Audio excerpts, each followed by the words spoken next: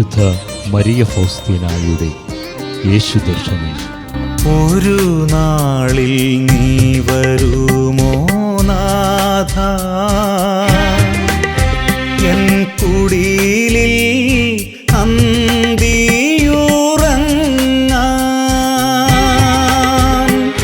ത്യജിക്കാമെല്ലാം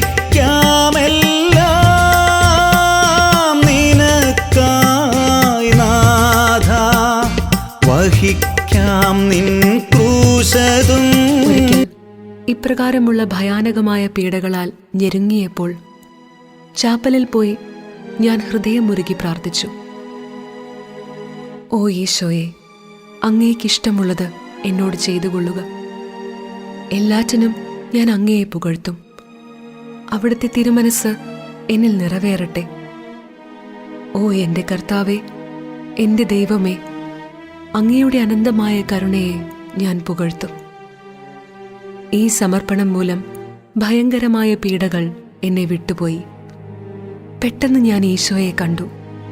അവിടുന്ന് എന്നോട് പറഞ്ഞു, ഞാൻ എപ്പോഴും നിന്റെ ഹൃദയത്തിലുണ്ട്. അഗ്രാഹ്യമായ ഒരു ആനന്ദം എൻ്റെ ആത്മാവിൽ നിറഞ്ഞു. ദൈവസ്നേഹത്തിൻ്റെ ആധിക്യത്താൽ എൻ്റെ ഹൃദയം ജ്വലിച്ചു. നമ്മുടെ ശക്തിക്ക് അതീതമായി ദൈവം ഒരിക്കലും നമ്മെ പരീക്ഷിക്കുകയില്ലെന്ന് ഞാൻ മനസ്സിലാക്കി. ഓ, ഞാൻ ഒന്നിനെയും ഭയപ്പെടുന്നില്ല.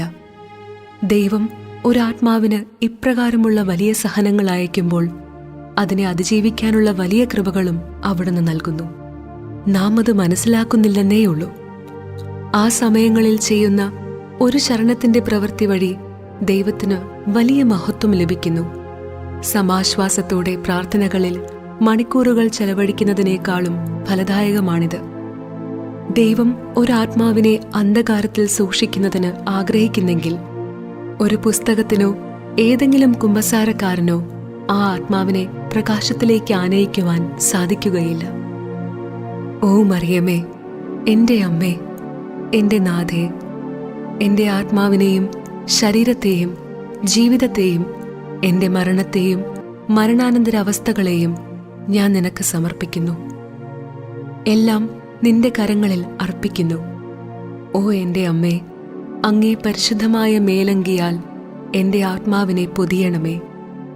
എൻ്റെ ഹൃദയവും ആത്മാവും ശരീരവും വിശുദ്ധിയാൽ നിറയ്ക്കണമേ.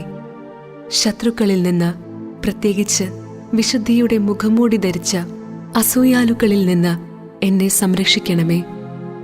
ഓ മനോജ്ഞമായ ലില്ലി പുഷ്പമേ, അങ്ങ് എനിക്കൊരു ദർപ്പണമാണ്. ഓ എൻ്റെ അമ്മേ.